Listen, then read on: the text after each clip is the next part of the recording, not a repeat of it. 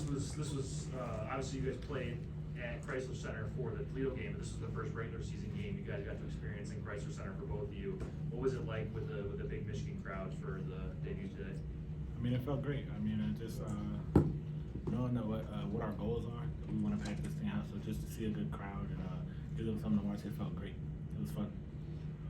Yeah, obviously exhibition games are great, but finally have a game that counts and have a great show out for what we were expecting. And it was just so fun to be out there with our guys, and coaches put us in a great position to succeed, and it was just really fun being out there. First in the front row. Danny, 19 and 13 for you tonight. Were you expecting to be that efficient on the offensive end, and how did it feel to do that in your first game? Yeah, it's just a testament to our coach's game plan, and they really let us play and be free out there. And I think that's when I'm at my best, is just when they let me go and let me play and try to make my teammates better. And they made me better tonight. And yeah, just testament to the coaches and just exciting to get out there. Not a lot of mid-range shots for you guys. Like, how does that come about in practice? Are you scolded if you take one, or is this how the offense is set up? How does that work? It's just, I don't think it's like something that we look at like, oh, don't shoot them. It's just threes are more than twos, and if we're gonna shoot a mid-range, we might as well step back a couple feet, shoot a 3-ball. Yeah, I think it all plays back into analytics. Coach May's big in analytics. Obviously, the pros are going more that route as well. And I mean, in the Toledo game, I think that we forced a lot of tough twos, and they hit them at a high rate, and got to live with that and tip your hats. But we're really big into getting good threes, getting to the rim, and getting to the foul line. And obviously, in close games, when you need a basket and you're going to have to go to the mid-range game, like then it gets to that. And but yeah, I think we don't really practice a ton of mid-ranges because the coaches are bigger into threes and layups and getting to the rim. So Steve? Danny Entry, I wanted to ask you about something that I talked to your coach just now about. Could you feel and hear the fans and the way they were supporting you? And also touch on what Coach said in the locker room about you play this way and this half-full gym's gonna fill up. I mean, that's like I said, that's a goal of ours. We want to sell out Chrysler. So I mean, it's just it was a blessing to have everybody in here and give them a show that they deserve. And I mean, we had a blast doing it. I mean, just them standing up on their feet, getting loud for us with dunks, 3 balls. I mean, it's amazing. Them showing love to us, it's amazing. So I mean, it's something that we definitely look forward to every night when we play here. Yeah. Obviously, Michigan's such a storied program, and obviously not as winning seasons in the past few years. And with that, of course, the crowds aren't going to be as great. But I think, I mean, Coach May said it in our shoot-around in practice yesterday, it's the gym's going to be 2/3 packed right now. And if we can prove to be the team that we are 3, 4, 5 games down the line, then we're going to have a sold-out Chrysler. And Michigan has arguably the best fan base in college athletics. And they were loud tonight. And I personally try to stay pretty focused and try to zone all that out, but when you have such great fans that are so bought into getting back to the winning ways, it makes the game that much more fun. Guys, it seemed like there was a lot of energy on defense tonight. Everybody had active hands. Trey, talk about how the guards, that's part of your practice routine through the week, and Danny, if you could talk about how active hands from your guards helps you as a big man on defense. I mean, that's something Coach Joyner and Dusty, they preach it. So I mean, we call them Eagles. So I mean, and then as guards, we got to be pests on offense. So all of us guards, just being able to bother the ball handlers and stuff like that, that's something we take pride on. The energy we have is just, I mean, Dusty himself, he's always energetic. So I mean, it translates to us, and that's why we're able to be exciting and fun to watch defensively, and we're able to get out, make steals and plays, and get out in transition and get easy buckets. Yeah. I think we gave up 92 points last week to Toledo, and I mean, they hit tough shots, so got to live with that. But this emphasis this last week has really just been trying to be in the gaps and getting different types of contests on shots and getting breaks on the ball. And whenever something like that happens, you can see our coaches get really into it, and I think it just speaks volumes to us trying to buy into what they're doing and them trying to buy into making us better. Obviously, not just a good defensive night. 68.4% shooting is the second best in the history of Michigan basketball.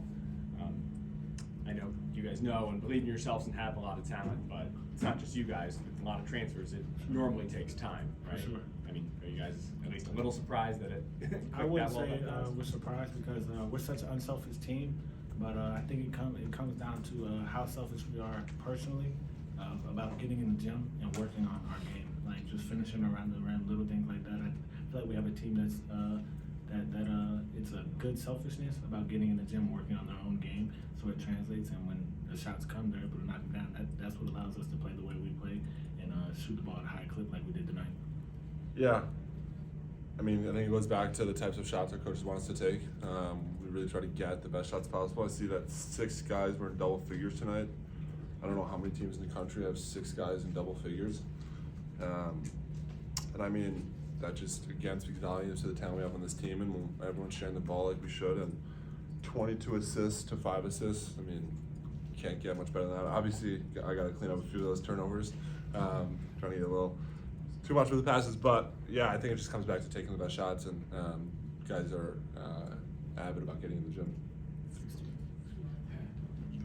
Danny, you mentioned the 6 guys in double figures, but what does it say about this team that you don't even need Vlad to take a shot until he puts you up 44 with 8 minutes to go? I mean, does that just say that there Yeah, are so many I guys? saw that Vlad took 1 shot. I mean, man, we have so much talent on this team that it's gonna be one guy's night, then the next time it's the other guy's night, and just everyone is just so happy with winning, and that's what's most important. I mean, Vlad is gonna have a lot of nights where it doesn't look like 1 for 1 for 2 points and 2 rebounds. I mean, I don't know if there's many better centers in the country than him, and when the game comes to him and the team lets us throw the ball into Vlad, and doesn't get much easier basketball than that. So, and the thing with Vlad is he doesn't care about that. Like, he just wants to win, and he's gonna have the biggest smile on his face whether he's taking 20 shots or 1. So, yeah, he just impacts the game as well. Yeah, LJ K-Soms today came in, started the second half, and hit 2 threes right away, 14 points, another, pretty explosive game to him. What did he bring to the court today? I mean, something I appreciate LJ because I have a similar role that he had as a freshman, that he's gonna have to be the spark off the bench. And I feel like he's doing a very good job of embracing that role. And when the opportunity comes, he's taking full advantage of his opportunities. So, I mean, we're gonna need that from LJ for sure. Because like Danny said, we'll never know whose night it's gonna be, if it's going good, if it's going bad. So that energy off the bench, I just tell him that he continues to do that, he'll be just fine. Yeah, that kid can score.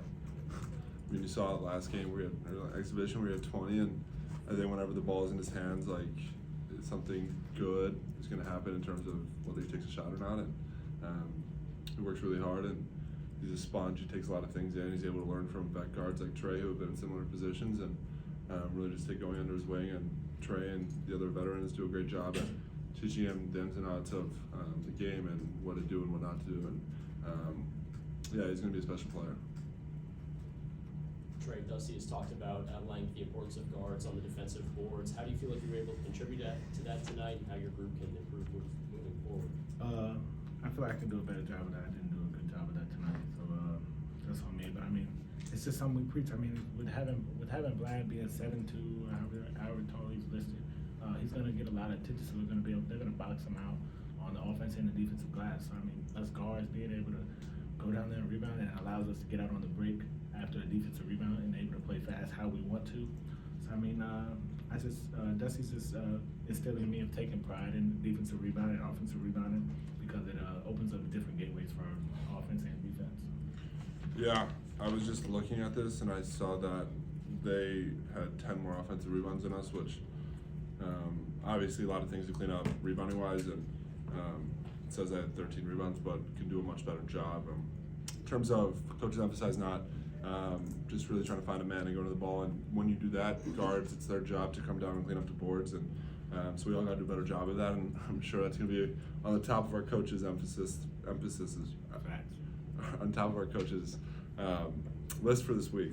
So yeah, got to clean that up, but for sure. Last one right here. On the defensive side, you talked about switching, before when you get, you guys are on opposite spectrums, you're switching on to smaller guys, you're switching on to bigger guys. How has that, affected the way you guys play defense? Have you done it before, and how does that help? I mean, we catch, me and Danny actually catch, like, switching with each other a lot, because with him at the 4, we switch with him sometimes, certain cases we don't. So, but just, Danny being so versatile that it gives us that ability to, him being 7 foot, Brad 7'2", and then us guards being able to switch with them, guard bigger or smaller guys, it allows us to guard defensively in a totally different way, and it's hard for offensives, to like catch a real like feel for the game offensively, because we're able to switch, or we can stay. Sometimes we switch it up, but it just opens up so many gateways for us defensively and allows us to affect the offense. Yeah,